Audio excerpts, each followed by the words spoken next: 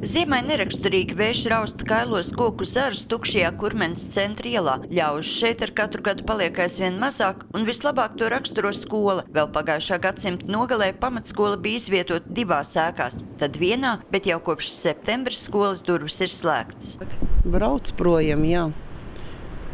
Visi jau citi pārzemēm, citi kurš.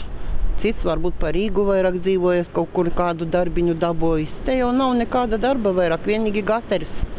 2 gateri mums pastāv, Klaugis un Bričs, tas vēl jām pretim cilvēkus darbā, kas vēlās iet strādāt. Otra lielā kurmeniešu bēda ir satiksme un ceļi, lai gan viņi jau saprot, ka dēļ pāris cilvēkiem autobusiem braukt nav izdevīgi, bet ir lietas, ko ar zirga transportu atrisināt nevar. Tagad apmēram man jau vajadzētu mazmītei aizbraukt uz Sapulci. Paziņo, piemēram, ka vakar 3.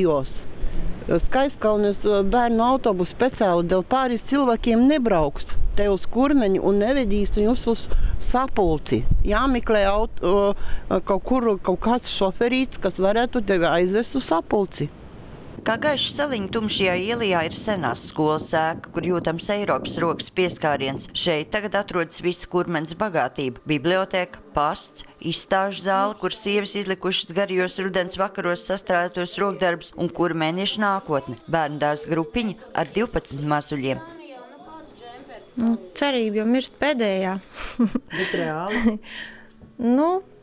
Kas zina, un visi jau neaizies projām uz pilsētām. Un neaizbrauks projām. Gan jau, kad varētu būt tā, kad atgriežās viena daļa tomēr.